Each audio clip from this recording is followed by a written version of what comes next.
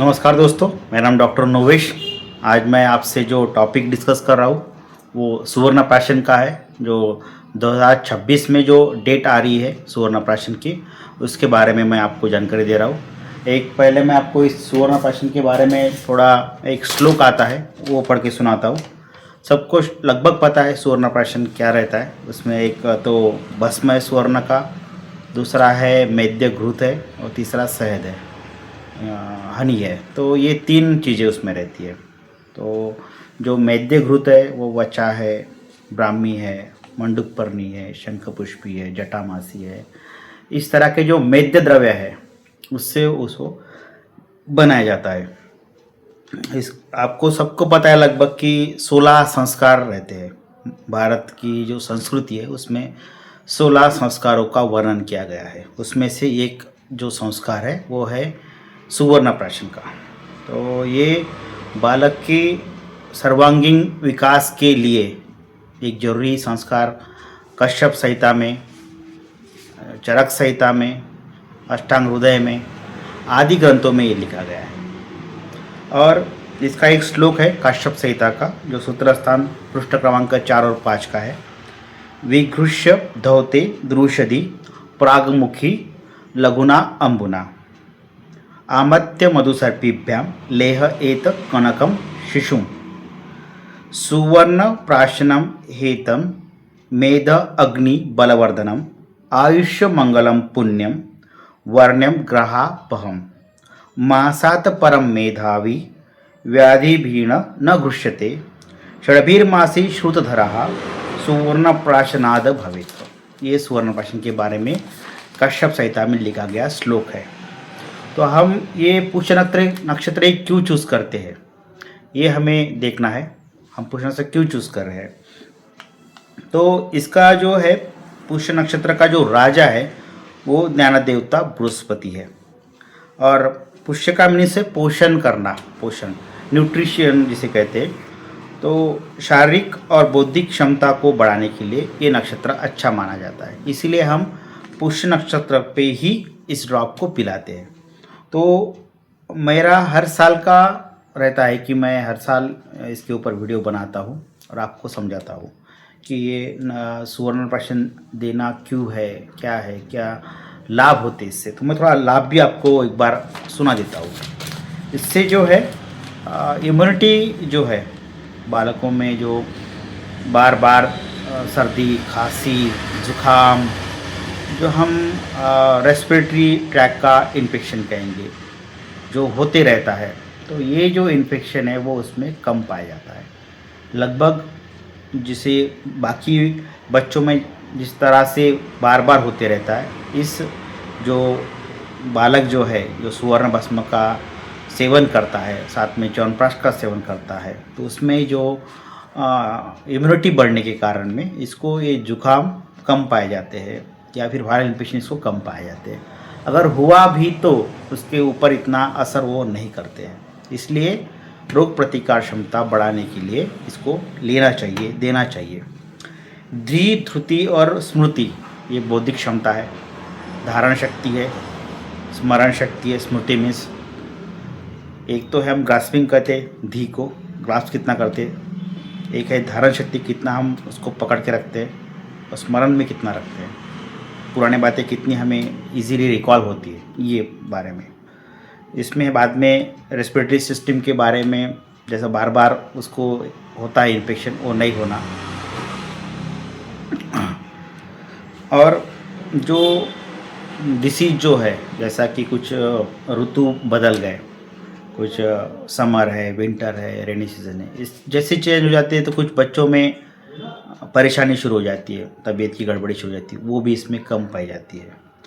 और जैसा कि अभी देखा है आपने कि जो सब्जियों में या फ्रूट्स में अलग अलग तरह के प्रिजर्वेटिव्स या केमिकल्स का यूज़ होता है, उसका भी जो दुष्परिणाम जो शरीर पे होता है, ये अगर आप देते रहेंगे वो भी कम रहेगा। शारीरिक बल को बढ़ाता है, मीन्स आपकी जो स्ट्रेंथ है उसको बढ़ाने में ये हेल्पफुल है। जो एक दूसरे को होने वाले जो व्याधि है, संसर्गजन्य व्याधि कहेंगे, वो इसमें कम पाए जाते हैं। इसमें जो पाचन शक्ति, जो पचन की जो क्रिया है, इसमें भी सुधार पाया जाता है और स्किन भी इसमें अच्छी रहती है। ये सभी इसके फायदे हैं। और मैं अभी आपको बताऊंगा कि इसके डेट क्या क्या है, जो अगले इसमें आने वाले हैं डेट, ये जो साल में इसके डेट क्या क्या रहेंगे वो मैं आपको बताता हूँ। आपका कब आप जैसा कि फ्री कब रहते उसके इसमें मैंने थोड़ा 2 चार्ट बनाए हैं। अगर आप मॉर्निंग में फ्री है तो उसके लिए मैं बताऊंगा कि जनवरी की 5 तारीख आ रही है, वो आ रहा है सोमवार। फरवरी में 2 बार आ रहा है, 2 बार आ रहा है फरवरी में। एक है 1 तारीख को आ रहा है, दूसरा 28 तारीख को आ रहा है। एक का है संडे और 28 तारीख का सैटरडे, तो 2 बार आ रहा है फरवरी में। मार्च में 28 का शनिवार को आ रहा है, मार्च 28 शनिवार। अप्रैल आ रहा है 24 शुक्रवार। और मई में आ रहा है अप्रैल 24 शुक्रवार, मई में 21 शुक्रवार, जून में 18 गुरुवार, जुलाई में 15 बुधवार, अगस्त में 11 मंगलवार, 11 तारीख है। सितंबर में है 8 तारीख मंगलवार की, अक्टूबर में है 5 तारीख सोमवार की, नवंबर में है 1 तारीख रविवार की। नवंबर में 2 बार आ रहा है, एक तो है 1 नवंबर रविवार का और 29 नवंबर रविवार का संडे का दिन ही है। और दिसंबर में आ रहा है 26 शनिवार को। ये सभी डेट्स है, इस डेट में ये पुष्य नक्षत्र आ रहा है अगले साल में 2026 में। वही थोड़ा इसमें चेंजेस है। अगर आप इवनिंग को अगर फ्री होते हैं तो आप इवनिंग को जनवरी में 4 को देना है, संडे आता है। पहले मैंने आपको 5 तारीख को बोला था, क्योंकि मॉर्निंग में अगर आप फ्री है तो देने के लिए, क्योंकि कहीं ना कहीं तो आपको जाना पड़ेगा उसको देने के लिए।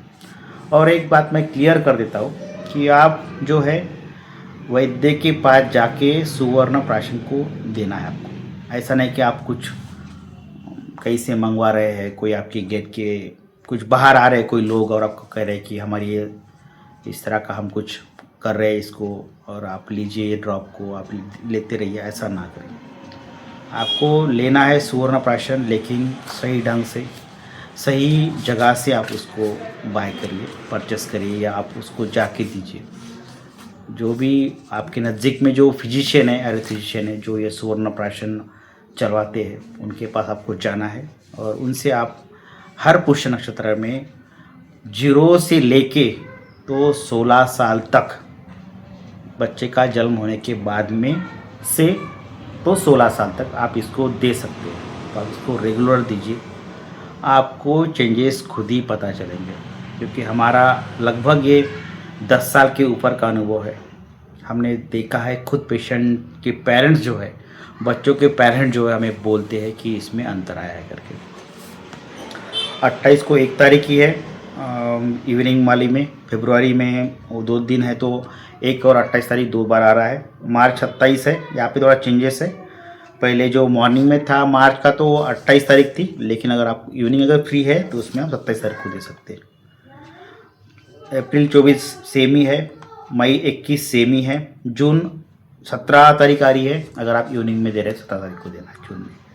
जुलाई 15 है, अगस्त 11 है, सितंबर में 7 तारीख आ रही है अगर आप इवनिंग में फ्री है तो। मॉर्निंग में तो 8 तारीख है सितंबर की। अक्टूबर 5 है, नवंबर 1 है, 28 नवंबर तारीख आ रही है अगर इवनिंग को आप फ्री है तो। और मॉर्निंग में अगर है तो 29 को आप दे सकते हैं। और 26 दिसंबर एकदम सही सेम ही है। तो 2-4 डेट आगे पीछे है इसमें, क्योंकि आप कब इसमें अपने बच्चों को ले जा सकते हैं, मॉर्निंग में ले जा सकते हैं या इवनिंग को आप ले जा सकते हैं, तो उसके हिसाब से मैंने डेट को बताया है। मैं ये चार्ट भी आपको दे दूँगा, उस वीडियो के अंत में मैं इसको रख दूँगा ताकि आपको इजी हो। लेकिन आपको अगर देना है तो जैसे कहेंगे ना कि उसको आप पूरा फोकस करके दीजिए। ऐसा नहीं कि एक बार दे दिया हो गया, अभी क्या जाना। आलस जिसे कहते हैं, वो आलस को नहीं आपको लेना है। आपको अगर उसको सही से अगर आपके दिमाग में है कि इसका जो मैंने अभी उपयोग पढ़े हैं, उसके क्या क्या उसके लाभ होते हैं वो पढ़े हैं, अगर आप जानते हैं या समझते हैं इस बात को, तो आपको रेगुलर रखना है इस चीज़ को, ताकि आपके बच्चे में वो चीज़ें दिखे, अलग से कुछ दिखे, अलग से उसकी इम्यूनिटी दिखे। क्योंकि ये हर एक जो जिसे कहते हैं कि आपको तुरंत तो कुछ इसमें कुछ बहुत बड़ा चमत्कार नहीं दिखेगा, लेकिन आपको ऐसा ज़रूर होगा कुछ महीने बाद में, साल बाद में, कि सुवर्ण प्राशन चालन के बाद में इसका ब्रेन किस तरह से वर्क कर रहा है, ये किस तरह से शार्प होते जा रहा है। मैंने लगभग 10 साल के ऊपर मैं खुद दे रहा हूँ, कंटिन्यू मेरा चल रहा है। और मैं आपसे यही कहूँगा कि आप भी इसमें जुड़ जाइए। सुवर्ण भस्म के बारे में बहुत सारे आर्टिकल्स गूगल में आपको मिल जाएंगे, जिसका ब्रेन में किस तरह से उपयोग है। सुवर्ण भस्म मीन्स सोना नहीं है, ये आप एकदम क्लियर हो जाइए। नहीं तो आप फिर उसमें दिमाग में डालेंगे कि ये तो टॉक्सिक है, या फिर ये तो किडनी फेल कर देगा, या फिर लीवर फेल कर देगा, या जो भी आपके दिमाग में आता है वो। लेकिन ये कुछ नहीं करता है, भस्म है, ये सुवर्ण भस्म है। आप इसको भस्म किस तरह से बनता है वो अलग से मैं बताऊंगा आपको, लेकिन ये भस्म है, ये कोई टॉक्सिक नहीं है, और उसकी मात्रा इतनी कम रहती है कि आप खुद अगर जो आपके पास के नज़दीक के वैद्य उससे पूछेंगे तो पता चलेगा। अभी लगभग इसकी कॉस्ट जो है 100 mg की 2-2 हज़ार के ऊपर आ रही है, इसलिए आप इसको शुरू कर दीजिए। कोई इसकी हानिकारक इसका नहीं है, कोई इसका टॉक्सिक इफेक्ट नहीं होता है। आप प्रॉपर अगर दे रहे हैं तो सही मात्रा से दे रहे हैं, खुद वैद्य ना बनिए। नहीं तो फिर देख लिया वीडियो तो अभी देख ही लिया है, तो अभी खुद ही ले आते हैं, बनाते हैं और शुरू कर, ऐसा ना करें। आपको आपके नज़दीक में जो फिजिशियन है उनके पास जाना है, उनसे आपको सलाह लेनी है और उनसे आप चलवाना है आपकी दवाई को, ताकि आप सही से वहाँ तक पहुँचे। उस डोज को आप मेंटेन रखें, उस चीज़ को आप मेंटेन रखें। आपको अगर मेरा कहना सत्य लगता है, बाकी आपको लगता है कि ये नॉलेजेबल है, तो आप ज़रूर मेरे इस चैनल को सब्सक्राइब, वीडियो को लाइक शेयर, क्योंकि ये फिर आप अगर नहीं करते लाइक शेयर तो ये फिर ये दब जाता है वीडियो और आगे नहीं बढ़ता है। मुझे लगता है कि हमारे 150 करोड़ जनता को इस चीज़ की मालूमात हो, जो इंडिया की जो पॉपुलेशन है उन सभी को ये मालूमात हो। धन्यवाद। जय हिंद, जय आयुर्वेद।